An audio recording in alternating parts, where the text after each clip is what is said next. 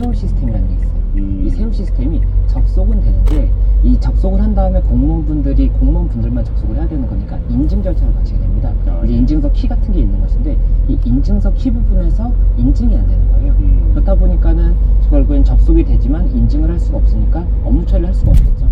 그래서 이제 관련 서류들을 이제 지자체 뭐 동사무소라든지 이런 곳에서 찾아갔는데 발급이 안 되다 보니까는 굉장히 그 부분 관련해서 이제 많은 시민들이나 뭐 여러분들이 좀 이렇게 좀 불편을 많이 겪은 그런 상황이었고, 이게 또 이제 온라인으로도 민원 서류들을 이제 출력할 수 있는 게 있어요. 이게 이제 정부24라고 이 정부24에 가면 굉장히 여러 가지 온라인으로 민원 서비스를 받을 수가 있는데 어제 오후부터는 정부24도 갑자기 먹통이 된 거예요.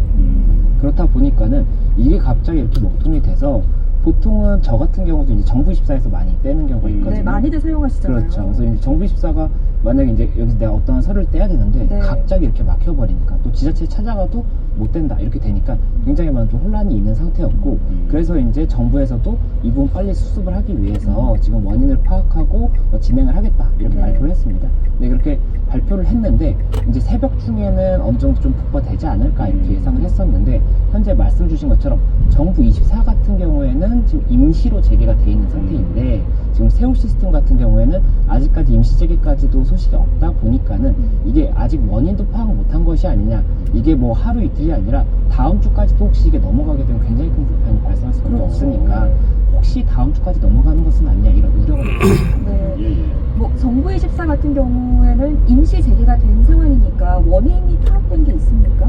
그 부분은 아직까지는 알려지지 않았습니다. 속보로 일단은 임시 재개가 됐다는 부분만 나온 상태고 임시 재개의 범위도 아직까지는 정확하지 않아요. 그래서 사용하는 와중에 또 안 되는 부분이 있을 수도 있기 때문에 그 부분도 조금 참고를 해야 될 것 같고, 지금 정부에서 오늘 오전에 이야기했던 부분에 관련해서는 아직까지 원인이 이제 예상했던 원인이 있었는데 그 부분은 이제 절차를 진행을 했고 이제 100여 명의 인원이 투입이 돼서 하고 있는데 새벽에도 계속 그걸 했는데 결국엔 이제 못 잡은 거죠. 못 잡았다 보니까는 지금 총력을 다해서 원인을 파악하고 복구를 하고자 하고 있다 이렇게 이야기가 나오고 있는 상태이고, 아직까지 지금 소식으로는 어떠한 원인이 있다든지 이게 알려지지 않은 상황에서 그 부분 조금 더 봐야 되지 않을까 생각합니다. 네, 그러니까 정리하자면 공무원들이 이용하는 그 서비스인 세월이라는 것이 있고, 그리고 시민들이 이용하는 민원24가 있는데 지금 둘 다 먹통이 됐다가 민원24는 임시 재개가 된 상황이다. 네. 자, 그런데 그 지난 2015년 3월에 그 공무원들이 사용하는 세월이라는 시스템이 마비가 한번 된 적이 있었는데 이때는 2시간 만에 복구가 됐단 말이죠. 지금과의 어떤 차이가 있을까요? 예, 그때 당시가 이제 3월 9일이에요. 2015년 3월 9일 오전에 10시 10분부터 12시 10분까지 이 세월 시스템이 이게 아예 마비가 된 것이 아니라 이 지연됐던 거예요. 처리 자체가 굉장히 늦어지는 그런 사태가 있었던 것인데, 그때 당시에는 말씀 주셨던 것처럼 2시간 만에 이제 복구가 됐었고, 그때 이제 원인 파악에 대해서는 이게 이 망에 비해서 소프트에 비해서 당시 이제 조회를 이렇게 신청하는 게 굉장히 많다 보니까는 과부하가 걸려서 지연이 됐던 것으로 보인다 이렇게 얘기가 나왔던 부분인데, 지금 같은 경우에는 이 과부하라든지 지연의 문제가 아닌 것으로 보이기 때문에 원인 파악을 하고 있는 것으로 보이고, 원인이 어떤 것이냐에 따라서 이 복구의 방법이 달릴 수가 있기 때문에 아직까지 시간이 조금 더 걸리지 않을까 생각합니다. 지금 윤 대통령도 TF 구성해서 얼른 대책 마련해라 이렇게 지시를 한 상태고요. 급하게 서류를 떼야 하시는 분들을 위해서 또 정부가 대안들을 정리해놓은 게 그래픽으로 준비가 되어 있으니까 급하게 민원 서비스를 이용하셔야 되는 분들은 지금 나가는 화면을 좀 참고를 하시면 좋을 것 같고요. 지금 온라인과 오프라인 서비스가 모두 중단이 됐다 보니까 당장 뭐 부동산 거래나 경제적인 어떤 차질을 당한 분들이 많거든요. 이런 분들에 대해서는 피해 보상이 가능한 겁니까? 지금 정부에서 이야기하는 것은 전입신고라든지 이런 부분이 특히 중요할 수가 있어요. 저희가 이제 임대차를 들어가면 전입신고를 하게 되고 확정일자를 받는데 이 확정일자 날짜에 따라서 이 권리관계의 선호가 굉장히 중요하게 바뀔 수가 있거든요. 근데 이런 부분들까지도 중단이 되다 보니까는 내가 지금 그 부동산 거래를 하고 전입신고를 해야 되는데 어떻게 하냐 이런 얘기가 나왔던 것이고, 지금 현재 그 부분에 관해서는 수기로 좀 받아서 소급해서 적용을 하는 것으로 이렇게 좀 방안을 잡고 있고, 또 이제 납부를 해야 되는 그런 업무들도 있지 않습니까? 그 납부에 대해서는 원래 기일이 지나면은 이에 관해서 뭐 추가적인 금액이 이제 부과가 되는 경우가 있는데 그 부분 관련해서도 만약 이번 사태로 인해서 발생한 것에 대해서는 이 부분 부과를 하지 않는 것으로 이렇게 좀 방침을 두고 일단은 이제 추후에 발생하는 문제에 따라서 대응을 하지 않는 생각이 듭니다. 네.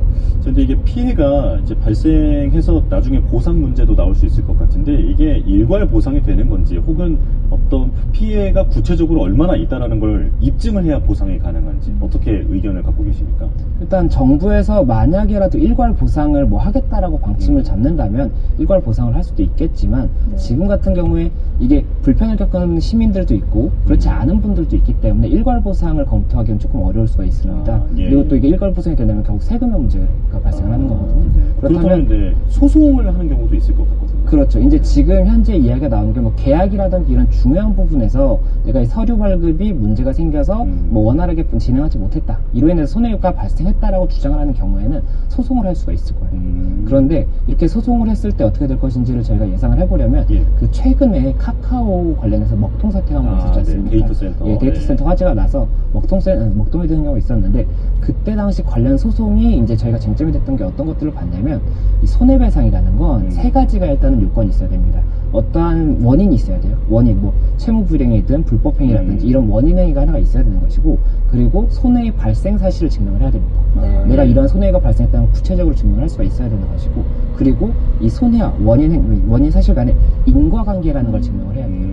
이 세 가지를 증명을 해야 되는 것인데 이것 자체가 사실은 굉장히 좀 추상적이고 막연한 부분이 많다 보니까는 증명 자체가 쉽지가 않을 거거든요. 그래서 카카오 당시에도 저희가 쉽지 않을 것이고 만약에 뭐 일괄적으로 뭐 위자료라든지 이런 걸 배상한다고 하면 그런 부분은 검토가 될 수가 있겠지만 그렇지 않으면 어려울 것이다라고 봤고 지금 지난 8월에 이 소액 사건으로 카카오 관련해서 일단은 판단이 난 게 하나가 이제 알려져 있는데 네. 그거 같은 경우는 법원에서 기각을 했어요. 예, 인당 100만 원 정도를 청구를 했었는데 그 부분은 기각이 됐더라고요. 그렇다 보니까는 뭐 법리의 방향에 따라서 다를 수는 있겠지만 이번 같은 경우에도 아무래도 이 넘어야 될 산이 많아서 소송 자체가 쉽지는 않을 것이다 이런 이야기가 나옵니다. 그럼에도 불구하고 내가 좀 실질적인 피해를 입었다라고 생각을 하시는 분들은 지금부터라도 좀 어떤 객관적인 증명 자료를 모아두는 게 좋을까요? 예, 맞습니다. 지금 말씀 주신 것처럼 만약에 소송을 하고자 한다면 손해 발생을 구체적으로 증명할 수 있는 것이 굉장히 중요할 수가 있어요. 네. 그런데 이게 시간이 지나고 나면 증거를 확보할 수가 없게 됩니다. 그렇기 때문에 내가 만약에라도 소송을 할 수도 있을 것 같다라고 염두에 두시는 분들은 일단 증거를 최대한 모아두시고 그 다음에 소송을 할지는 결정을 할 수가 있는 거니까 일단 당장에는 일단 내가 이렇게 지금 불편을 겪었고 아니면 이런 손해가 실제로 발생했다라는 걸 증명할 수 있는 최대한 증거를 모아두시는 것이 좋을 것 같습니다. 예. 자, 이재용 삼성전자 회장 재판 소식으로